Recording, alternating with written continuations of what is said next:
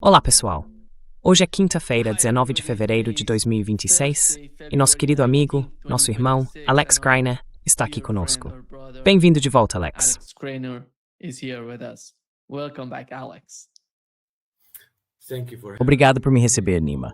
É sempre bom participar com você e envio calorosas saudações a todos aí. Yeah.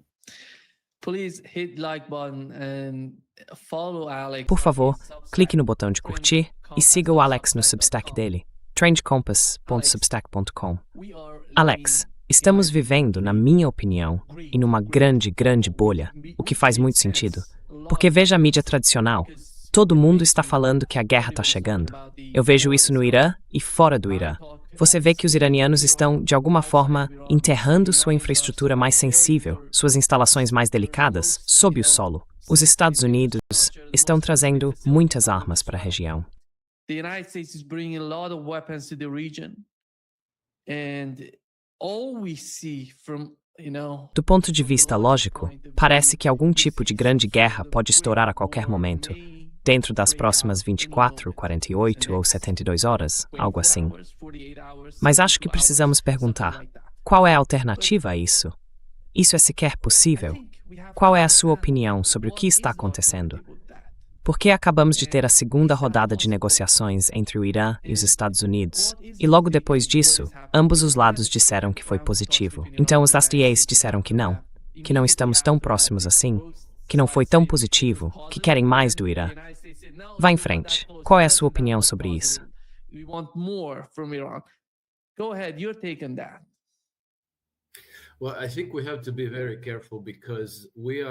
Bem, acho que precisamos ter muito cuidado, porque estamos realmente em uma tempestade de desinformação e operações psicológicas.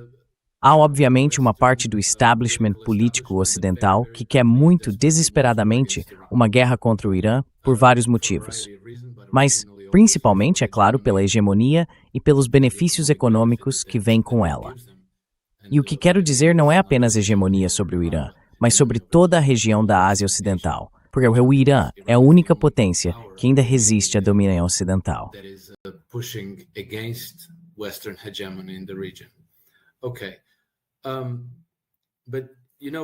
Certo. Mas veja, quando dizem que a guerra é inevitável, que os ataques vão começar em 12 a 48 horas, ou quantas horas forem, estávamos exatamente no mesmo ponto em 17 de janeiro deste ano, quando diziam que dentro de 24 horas haveria uma guerra contra o Irã. Isso não aconteceu. Então, se tentarmos deixar de lado as operações psicológicas e observar o que realmente está acontecendo, veremos que tivemos, acho, a terceira rodada de negociações em Genebra, que foram indiretas. Foi o segundo depois da guerra de 12 dias. Achei que houvesse duas rodadas em Abu Dhabi. Não importa, segunda ou terceira, tanto faz. Eles tiveram suas conversas. Em Mascate. A primeira rodada foi em Mascate e a segunda rodada foi em Genebra após a guerra.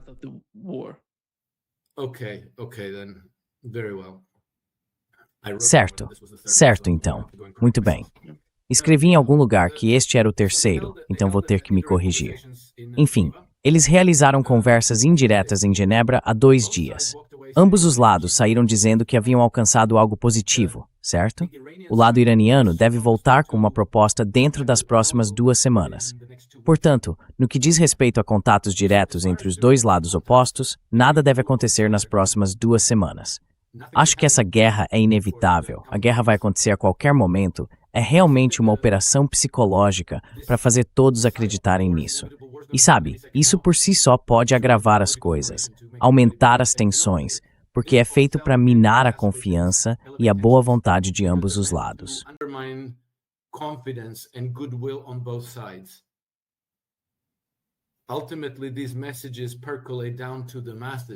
Em última análise, essas mensagens acabam chegando às massas, ou seja, ao povo iraniano, que está sendo levado a se sentir nervoso, assustado e inseguro, e assim por diante. Por essa razão, acredito que a guerra não é inevitável. Mas, ao mesmo tempo, é verdade que o governo Trump se colocou em uma situação sem saída, porque o que aprendemos sobre a primeira rodada de negociações foi que o lado americano estava buscando uma forma de sair com aparência de vitória. Eles diziam algo como: por que não fazemos como em junho? Bombardeamos alguns locais, 2 ou 3, vocês bombardeiam um dos nossos, e então ambos declaramos vitória e pronto. Acabou. Exceto que o clima no Irã já não é mais positivo. Eles não aceitarão isso novamente.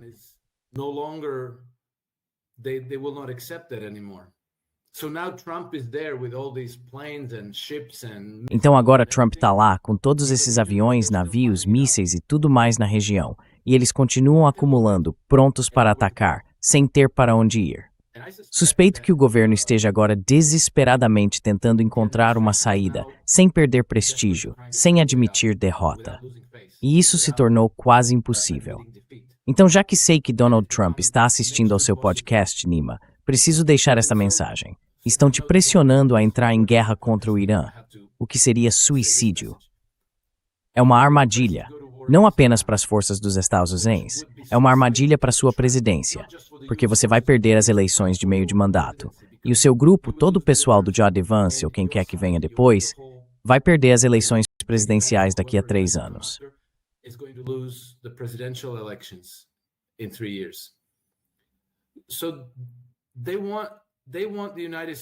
Então, eles querem que os Estados Unidos entrem em guerra não apenas para mudar o regime no Irã, mas também para derrotar os republicanos de Trump.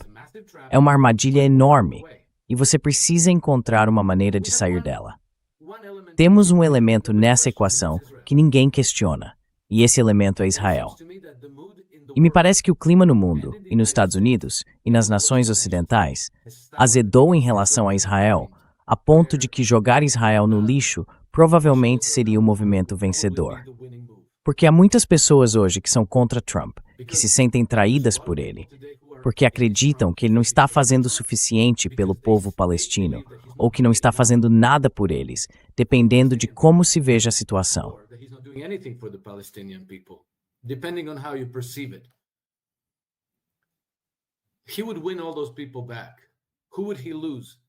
Ele reconquistaria todas essas pessoas.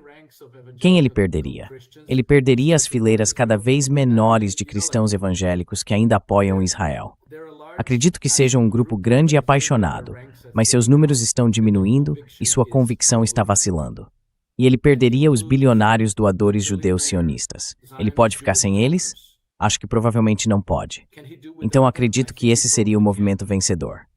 Mas não sei se ele conseguiria fazê-lo politicamente, e não sei se teria coragem para isso.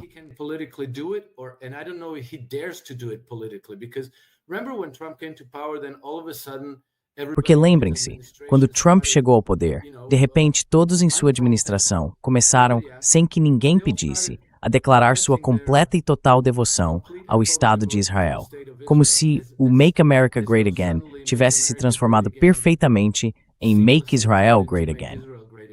Eu não acho que o povo americano, em sua maioria, tenha votado por isso. Acho que eles querem que o dinheiro, as armas e os gastos militares que estão sendo feitos no Oriente Médio sejam trazidos de volta para casa. Acho que essa é a jogada vencedora. Então, Sr. Trump, este conselho é de graça.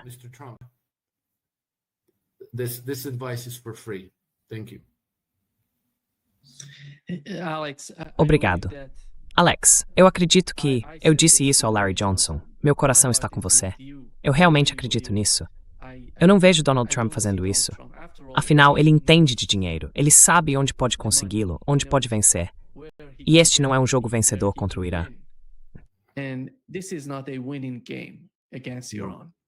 Não.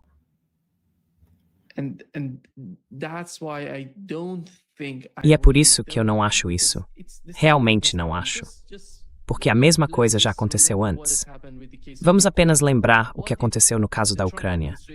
O que a administração Trump fez lá? O que eles fizeram até agora com a Ucrânia? É tudo uma questão de psicologia. Eles estão tentando jogar esse jogo psicológico com a Rússia, para pressionar a Rússia. O caso do Irã é um pouco diferente, porque eles podem trazer todas essas armas, já que acreditam que a Rússia é uma potência nuclear. O Irã não é. É por isso que eles podem mover todos esses tipos de armas para a região, para pressionar o Irã.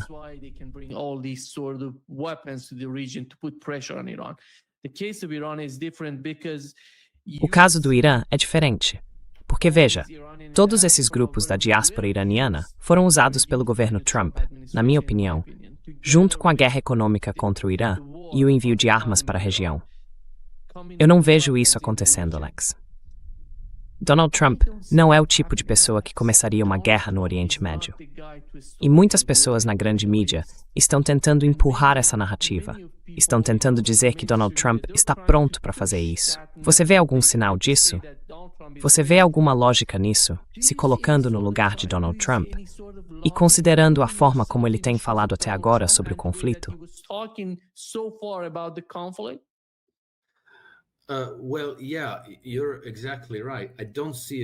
Bem, sim, você está exatamente certo. Eu não vejo isso de forma alguma. E isso precisamos ter em mente que essa é a terceira vez que Trump é pressionado em direção a uma guerra com o Irã. A primeira vez foi no verão de 2019. Ele disse não. A última vez foi em junho do ano passado, 2025, quando houve aquela, entre aspas, troca para salvar as aparências, em que você sabe, os Estados Unidos gastaram 25 minutos e cerca de 40 bombas e mísseis, algo que obviamente foi acordado por ambos os lados. Então os iranianos responderam atingindo uma base militar no Catar, e Trump declarou que o programa nuclear estava completamente, como se diz, obliterado. E ele insistiu dezenas, talvez centenas de vezes nessa palavra, obliterado. Por que ele fazia isso? Precisamos entender. Ele fazia isso por programa nuclear do Irã era a principal justificativa e pretexto uma guerra contra o Irã.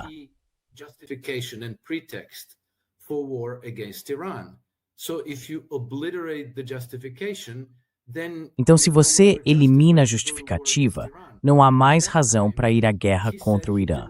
E naquela época ele disse que não queria uma mudança de regime no Irã. Agora você sabe, ele tem dito coisas diferentes desta vez. Talvez veja isso como a melhor opção. Mas você sabe, com Trump, é melhor não levá-lo tão ao pé da letra, porque ele está sempre falando para algum público. E, obviamente, há uma grande pressão sobre ele para que essa mudança de regime aconteça. Mas ele está claramente resistindo a isso. Isso é muito evidente. Tivemos Benjamin Netanyahu vindo a Washington em 11 de fevereiro. Ele deveria estar lá ontem, mas antecipou a reunião em uma semana. Você sabe, insistiu em realizá-la uma semana antes, porque os israelenses estavam muito alarmados com o fato de Trump estar negociando com os iranianos. Very alarmed that Trump is negotiating with the Iranians. They didn't want these negotiations to even happen. Eles não queriam que essas negociações sequer acontecessem. Os israelenses não querem que os Estados Unidos conversem com o Irã. E Trump disse, eu vou falar com quem eu quiser, pelo tempo que eu quiser. Então a missão de Netanyahu em Washington não foi bem sucedida, certo? Isso era óbvio. Eles não fizeram uma coletiva de imprensa após a reunião. Não divulgaram uma declaração conjunta. E quando Benjamin Netanyahu estava deixando Washington, ele fez uma declaração pouco antes de embarcar na aeronave. Se você o ouvir com atenção, dá para perceber que ele não está confiante. Em sua declaração à imprensa, ele fala de forma eloquente sobre a amizade, a aliança e os americanos. Ele está voltando para casa para encarar as consequências e precisa projetar algum tipo de conquista. Ele precisa disso. Mas não tinha nada.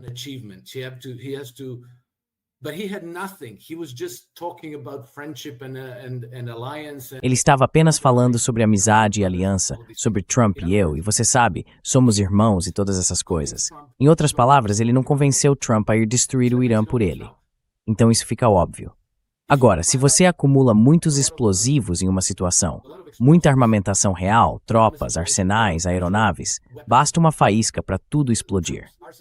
Parece-me que Trump, de forma tola, colocou todo esse espetáculo em movimento para tentar intimidar os iranianos a fazer concessões que de outra forma não fariam.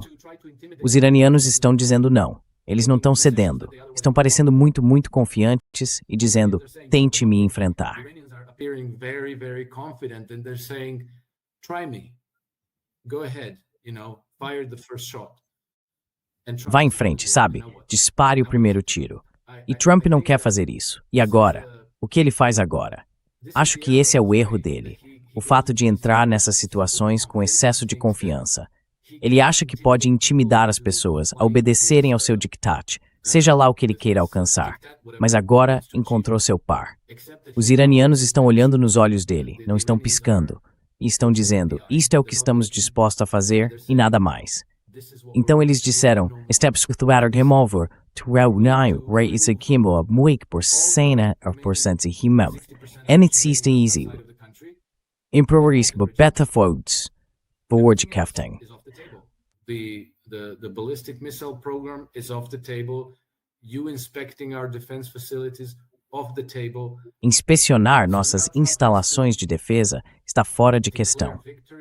Então agora, Trump precisa declarar vitória em alguma coisa, enquanto os israelenses estão dizendo, não nos importamos, queremos que o programa de mísseis balísticos deles seja completamente limitado a 300 quilômetros, o que é insano, algo que nenhuma pessoa normal aceitaria. E então os iranianos também estão dizendo, vocês têm que suspender as sanções contra nós e nós temos que ir para o desarmamento nuclear, o que significa que os israelenses teriam que se desarmar. Eu não sei como Trump sai dessa. Acho que é culpa dele mesmo estar nessa situação. Desejo sucesso a ele, sinceramente, porque ninguém quer ver uma guerra na Ásia Ocidental. Nobody wants to see war in Western Asia. Nobody wants to see Ninguém quer ver um bombardeio ao Irã acontecer. Então, sabe, espero que Trump consiga manter o rumo. Não acho que, mesmo que no fim ele acabe sendo levado ao limite, estejamos falando das próximas 12 ou 24 horas. Lembre-se, deve ser no final deste mês que os iranianos responderão oficialmente à segunda rodada de negociações. E então deve haver a próxima rodada de conversas. Portanto, acho que estamos falando de 1 a 2 meses antes que algo aconteça. Minha impressão é que Trump está rezando para que algo aconteça e dissipe toda essa situação nesse meio tempo.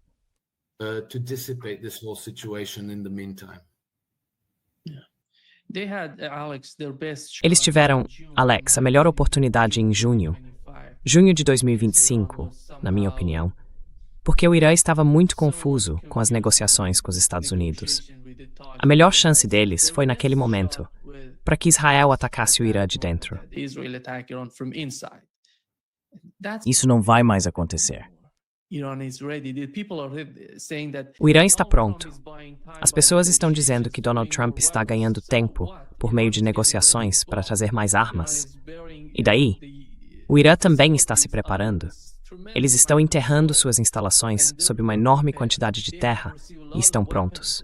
Eles também receberam muitas armas e ainda sabem onde estão os submarinos americanos. Conseguem monitorar tudo. Não é só os Estados Unidos que sabem de tudo.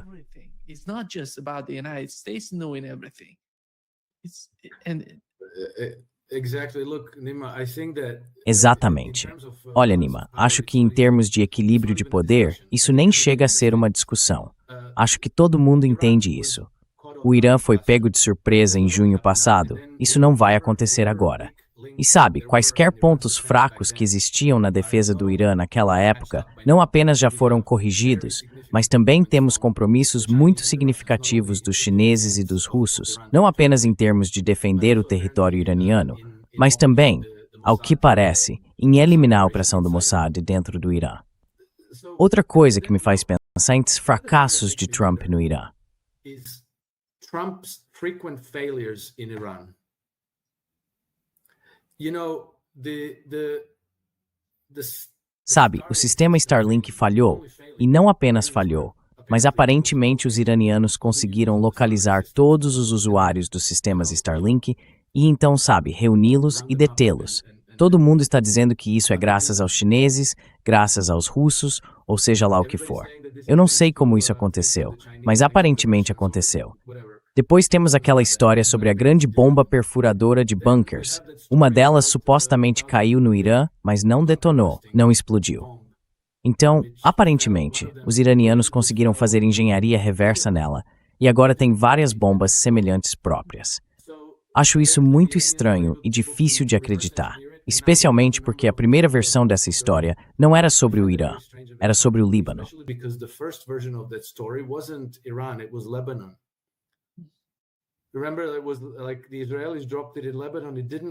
Lembre-se, foi como se os israelenses tivessem deixado cair isso no Líbano. Não explodiu e de alguma forma acabou no Irã, e os iranianos estavam trabalhando nisso. É uma história estranha. Outra história estranha é como os iranianos, de repente, logo após a Guerra de 12 Dias, ou pouco antes dela, acabaram com todos esses planos detalhados das instalações nucleares israelenses. Então, sabe, algumas coisas improváveis aconteceram que, de repente, enfraqueceram a posição de Israel e dos americanos e fortaleceram a dos iranianos. Eu não sei como tudo isso aconteceu, ou se é sequer verdade. Talvez isso também sejam operações psicológicas. Mas é estranho que Trump continue fracassando em relação ao Irã. It's strange that Trump keeps failing around Iran. And then, the reality of the situation, even if we E então, você sabe, a realidade da situação. Mesmo que a gente diga, ok, nada disso aconteceu, não importa, ignore essas histórias. Sabemos que os Estados Unidos tentaram, com recursos massivos, derrubar o Talibã no Afeganistão. E sabemos como isso terminou. Também sabemos que eles tentaram neutralizar o Ansar Allah no Iêmen e passaram 10 anos tentando. Primeiro foi a guerra por procuração com a Arábia Saudita. Depois lançaram a Operação Guardião da Prosperidade, começando, acho que em dezembro de 2023, quando, você sabe, os franceses se juntaram, os britânicos se juntaram, os italianos se juntaram, todo mundo se juntou. E então todo mundo meio que bateu em retirada quando viu que o Ansar Allah podia revidar.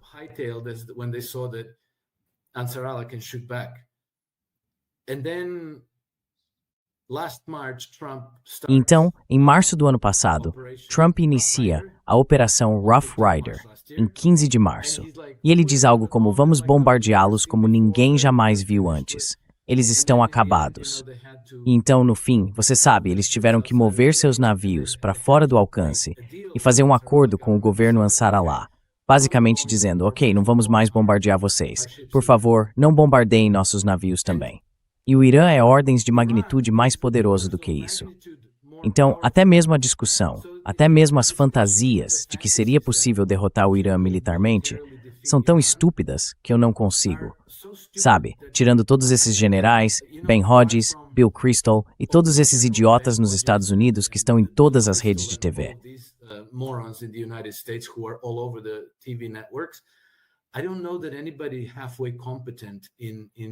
Não acho que ninguém minimamente competente na administração dos Estados Unidos ou na hierarquia militar esteja sequer sonhando em derrotar o Irã. E eles sabem o que o Irã pode fazer em resposta. Então, sabe, estou perplexo. Não sei como explicar isso. Acho que tudo se resume às táticas de negociação equivocadas e excessivamente confiantes de Trump, que podem funcionar em negócios imobiliários. Mas aqui ele está lidando com os iranianos, que não são tolos, não são fracos e já se cansaram de ser intimidados.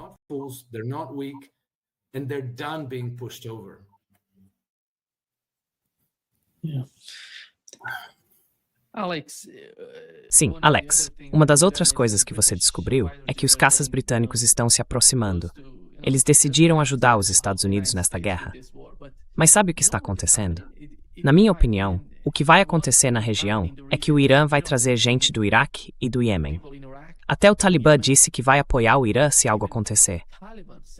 O Talibã, que até a semana passada, apenas na semana passada, o Irã reconheceu o governo do Talibã no Afeganistão. Ela está sido reconhecida pelos iranianos antes, mas agora sente o que está acontecendo contra o Irã.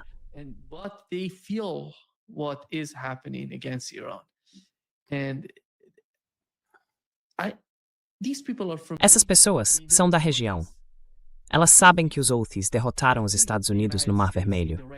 Se unirem à luta junto com os iranianos e os iraquianos, na minha opinião, se Israel se juntar, ou tentar se juntar, o que me parece óbvio, então o Líbano também vai se juntar. E eu não acho que Donald Trump esteja preparado para esse tipo de guerra. Ninguém está preparado para esse tipo de guerra, porque está além de qualquer tipo de cálculo. Como disse o líder supremo do Irã, esta será uma guerra regional. Não será uma guerra apenas entre os Estados Unidos e o Irã. Yes. Sim, você tem razão, Nima. E também há a questão da Jordânia, onde, sabe, praticamente 2/3 da população jordaniana são palestinos, governados por um rei muito fraco, muito impopular e por um regime opressivo. Eles podem acabar sendo derrubados, certo? Haverá repercussões na posição dos Estados Unidos em relação à Síria. Haverá repercussões também no que diz respeito à relação dos Estados Unidos com a Turquia, que é, pelo menos ostensivamente, uma aliada na região. Mas sabe, é igualmente odiada pelos israelenses, assim como os iranianos são agora. Os israelenses praticamente não conseguem decidir quem odeiam mais, os iranianos ou os turcos.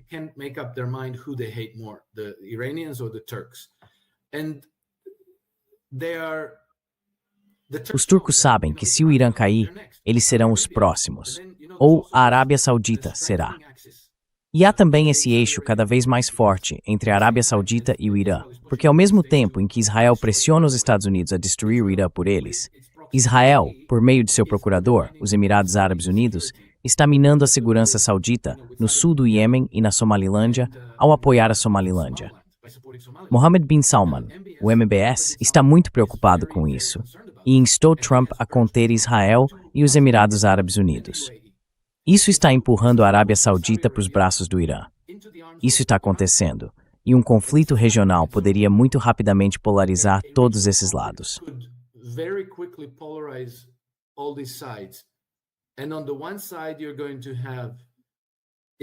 E de um lado, você vai ter Israel e os Estados Unidos, e depois todos os chihuahuas europeus, provavelmente. E do outro lado você vai ter Irã, Arábia Saudita, Turquia, talvez Egito, talvez Jordânia, Iraque, China, Paquistão, Rússia e talvez Afeganistão. Então essa é uma coalizão muito, muito grande, com fortes motivos para se unir ao Irã, porque todos eles são os próximos. Se o Irã cair, os sauditas sabem que podem ser os próximos. Os paquistaneses sabem que podem ser os próximos. Os turcos sabem que podem ser os próximos. Então, todos estão percebendo que essa máquina genocida não vai parar no Irã. Em algum momento, ela terá que ser confrontada, combatida e contida.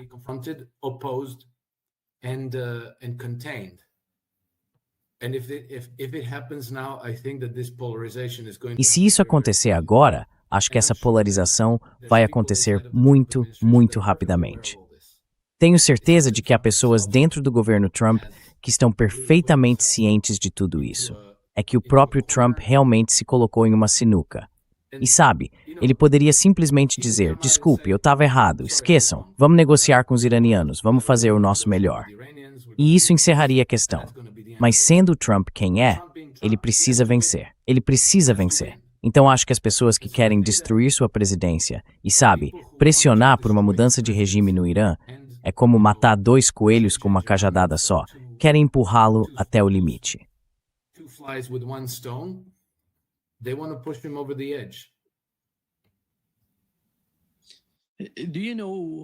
Sabe, acho que vamos ver algum tipo de mudança de regime, mas não no Irã e na Jordânia, se algo acontecer. A Jordânia é muito mais capaz de...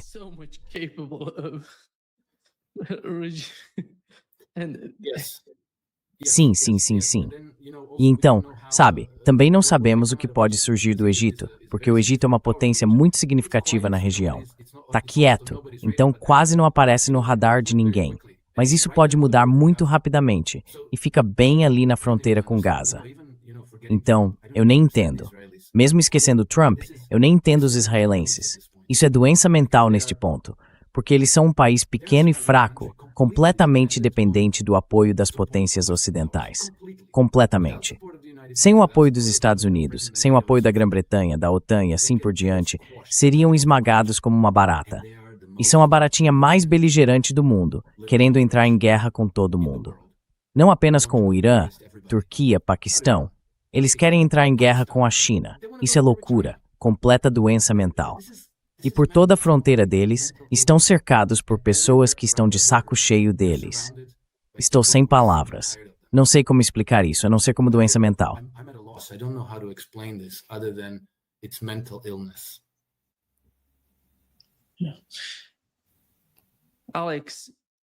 Sim. Alex, tivemos um exercício naval entre o Irã e a Rússia no Mar da Arábia. E você, o que acha, na sua compreensão, que é o papel da Rússia e da China na situação atual? Sabe, tem uma parte que esqueci de te perguntar. Lembra em janeiro, quando Donald Trump era presidente? Todo mundo dizia que os Estados Unidos iriam atacar nas próximas 2 horas, nas próximas 5 horas, e então nada aconteceu. Vimos o que estava acontecendo no Golfo Pérsico, nos Estados Árabes ao redor do Golfo. Mas com a Turquia, isso não está acontecendo agora. Acho que eles podem ter recebido algum tipo de sinal de que Donald Trump disse algo como: queremos fazer alguma coisa.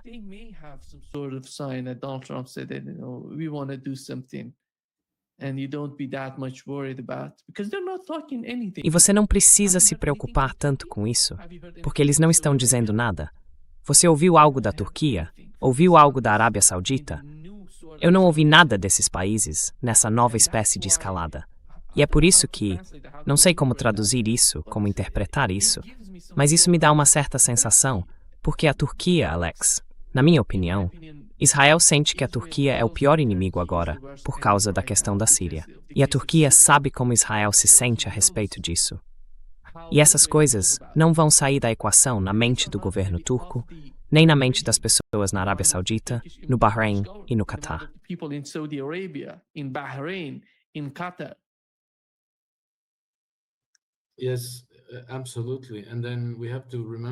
Sim, absolutamente.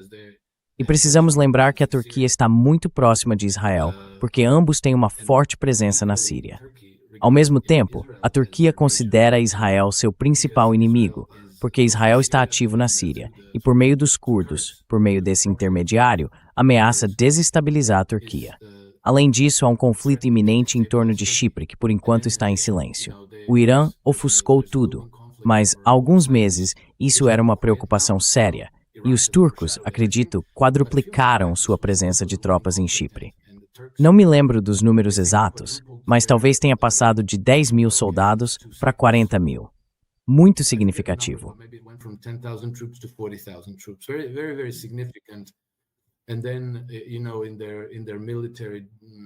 E então você sabe, na estratégia militar ou de defesa nacional deles, eles tornaram isso uma prioridade. Então veja, tudo isso está em um pavio muito curto. Algo pode acontecer em qualquer lugar. E também sabemos que, digamos, a chamada ordem global baseada em regras e as pessoas que são as partes interessadas nessa ordem, principalmente as potências europeias, na verdade querem desestabilização. Elas querem caos, estão pressionando para que todos esses conflitos se intensifiquem. Mas eu acho que também há uma diplomacia muito ativa tentando desarmar essas situações. Por isso, acredito que não ouvimos o que poderíamos esperar ouvir.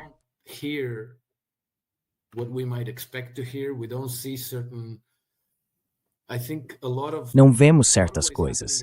Acho que muito do que está acontecendo ocorre a portas fechadas, por canais informais.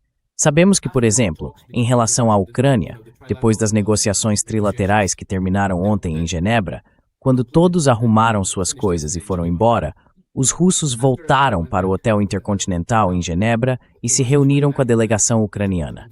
Eles passaram mais 2 horas negociando lá, a portas fechadas. Não sabemos mais nada sobre isso, mas de alguma forma, por algum motivo, aconteceu.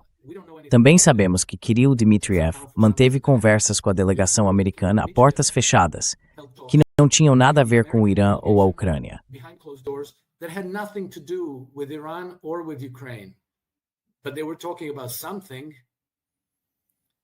Mas eles estavam falando sobre alguma coisa.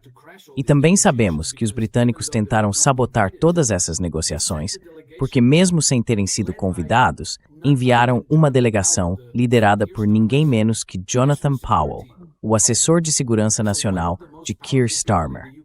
Então, uma das pessoas mais poderosas no establishment de política externa e defesa do Reino Unido apareceu em Genebra, ficou rondando o saguão do hotel para garantir que a paz não se estabelecesse. E, portanto, fica muito claro que há uma espécie de cabo de guerra entre aqueles que querem uma escalada para um conflito regional e aqueles que querem evitar essa escalada.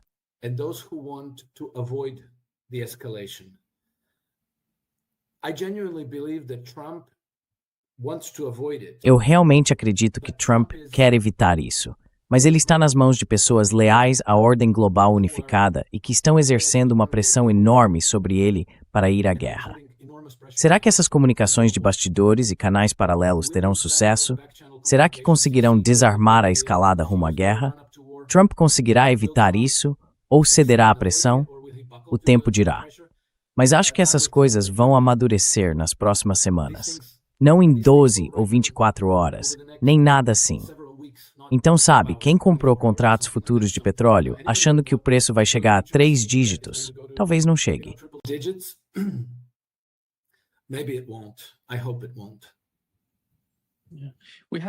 Espero que não aconteça. Recebemos 2 mensagens do governo russo. Uma foi de Maria Zakharova. Ela disse que os Estados Unidos estão fazendo de tudo para chantagear o Irã, para pressionar o Irã. E a outra foi há poucos instantes de Lavrov, dizendo que os Estados Unidos estão brincando com fogo no caso do Irã. Qual é a sua compreensão, Alex, sobre a cooperação e a parceria entre o Irã e a Rússia? Como você vê os russos e os iranianos juntos em toda essa luta? Esta é uma luta? Não vejo a Ucrânia como algo separado do que está acontecendo na Ásia Oceânica.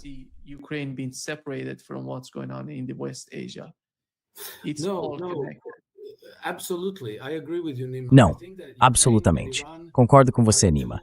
Acho que a Ucrânia e o Irã são 2 frentes da mesma guerra.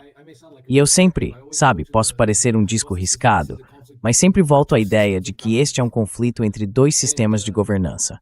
Um deles é o que chamam de democracias liberais ocidentais, e o outro é, como dizem, as ditaduras e autocracias do mundo. Claro, isso é uma falsidade conveniente, mas na verdade é entre o Império Ocidental, que é uma nova reencarnação do Império Britânico, e o resto do mundo, todos que querem ser independentes, todos que querem permanecer soberanos. Porque veja, a lógica do Império força todas as nações a se tornarem vassalas. Elas têm que se submeter ao Império.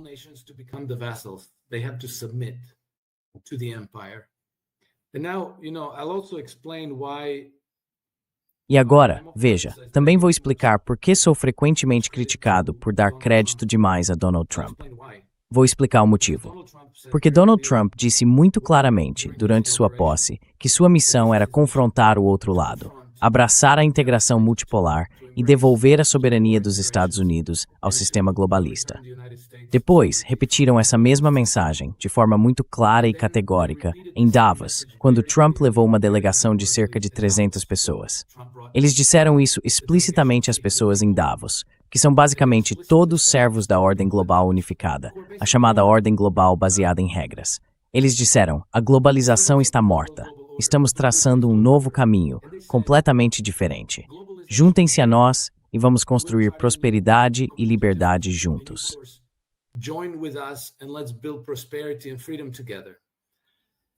And then Marco Rubio gave a speech. E então Marco Rubio fez um discurso na Conferência de Segurança de Munique no último sábado, onde basicamente repetiu a mesma mensagem. E sabe, muitas pessoas não gostaram do discurso de Rubio porque ele soou um tanto favorável ao colonialismo ocidental e tudo mais. Mas ok, tudo bem. Deixando a aparência de lado, a essência do discurso foi novamente: estamos rejeitando o sistema globalista. Queremos traçar um novo rumo. Queremos fazer isso junto com vocês. Então ele está tentando, como em Davos, sabe, Scott Bay, Lutnick e Jameson Greer, todos diziam, juntem-se a nós, queremos construir prosperidade. Queremos elevar o padrão de vida das pessoas, reindustrializar e assim por diante. Juntem-se a nós. A mesma coisa, Marco Rubio repetidamente disse, juntem-se a nós, queremos mudar de rumo, construir prosperidade, trazer as indústrias de volta, mudar as políticas energéticas que estão empobrecendo o nosso povo, e por aí vai.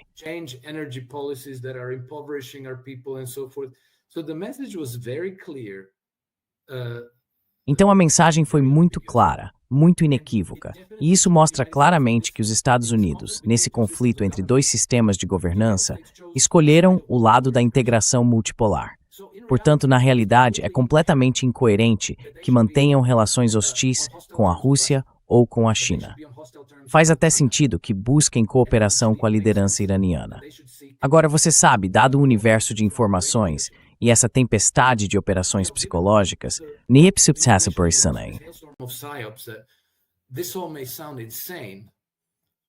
But the very existence of these backroom and back-channel Mas a própria existência dessas comunicações de bastidores e canais paralelos, e o fato de que as coisas não estão evoluindo exatamente como se poderia imaginar, mostra que se Biden estivesse no cargo, ou se Kamala Harris estivesse no cargo, dá para ver como tudo seria diferente.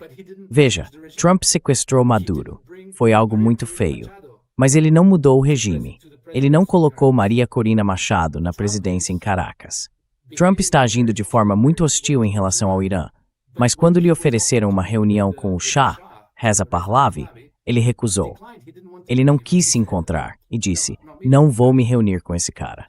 Então, Nima, a minha conclusão é que nada é o que parece, e precisamos ler com muito cuidado nas entrelinhas. And so we have to very carefully read between the lines.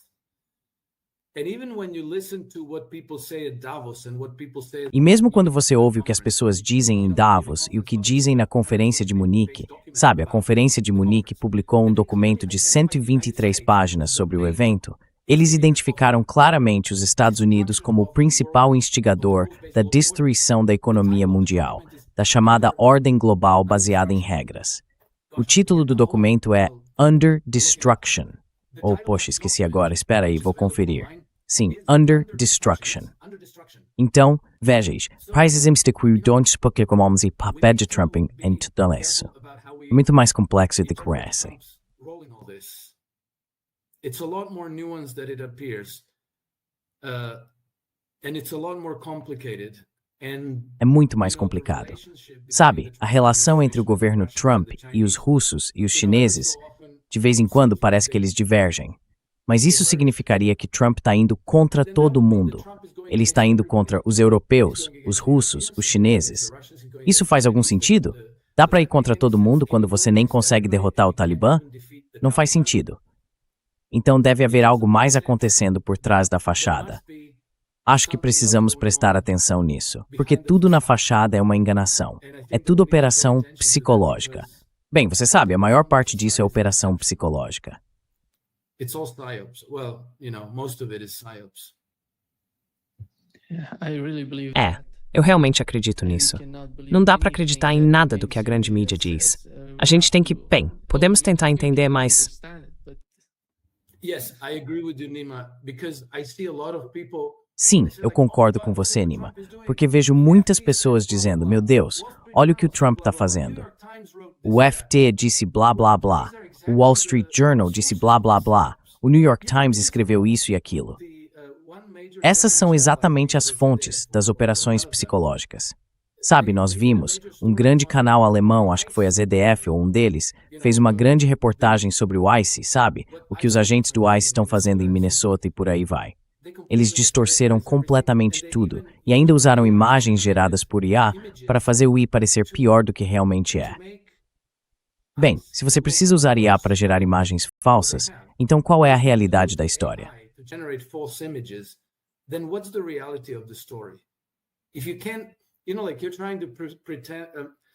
Se você não consegue, sabe, você está tentando apresentar Donald Trump como um autocrata brutal, como um ditador, e seus agentes do ICE como uma força horrivelmente violenta e brutal de repressão, o que é parcialmente verdade. Mas ainda assim, eles estão lidando com algo que vem acontecendo ilegalmente há décadas e estão sendo deliberadamente confrontados por grupos organizados de resistência. Então, obviamente, vão haver algumas cenas violentas, mas eles até, sabe, para deixar tudo mais convincente, criam imagens falsas geradas por IA para mostrar ao público. É disso que estou falando quando falo sobre operações psicológicas. Você não pode, sabe, a gente realmente precisa ler nas entrelinhas neste momento.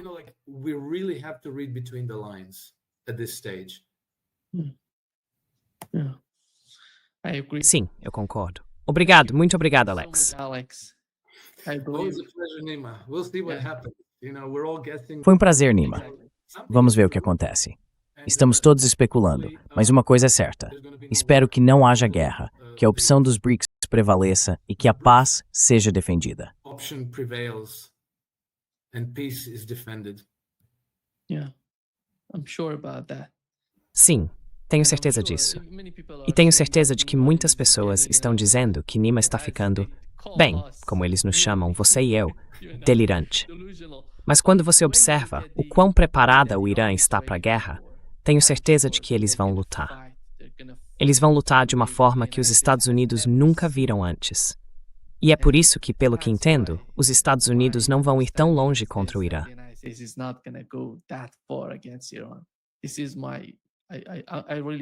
É assim que eu realmente me sinto. Seria, Nima, seria suicida, militarmente e politicamente. E economicamente também, porque nem sequer mencionamos a possibilidade de fechar o Estreito de Hormuz e o que isso causaria. Isso faria a inflação no Ocidente explodir completamente. Você sabe, o preço do petróleo iria para 3 dígitos. Quem sabe? 150, 200 dólares o barril. 5, 6, 7, 8 dólares por galão nas bombas de gasolina dos Estados Unidos. Como é que se vence qualquer eleição depois disso? Você sabe, quem vai acabar na Casa Branca é a Kamala Harris ou o Gavin Newsom. Kamala Harris in the White House or Gavin Newsom. I mean, Trump may be... Quer dizer, o Trump pode ser meio burro na forma como negocia com os iranianos, mas não é tão burro assim. Ele entende disso. Ele entende de eleições. Eleições de meio de mandato, inflação, dinheiro, preços do petróleo e por aí vai. Ninguém é tão burro assim. Então, se ele for à guerra contra o Irã, eu prometo que vou engolir um enorme prato de humildade. Mas não acredito que ele vá. E até agora, sabe, 3 de 3 vezes minhas previsões estavam certas. Espero que destas também estejam. My predictions were correct. I hope that it's correct this time as well. Não apenas o Estreito, mas grande parte de Bab el-Mandeb e do Mar Vermelho estarão nessa situação, sabe? E isso é extremamente problemático. Muito obrigado, Alex. Foi um prazer. Cuide-se. Até a próxima. Tchau. Até mais. Tchau.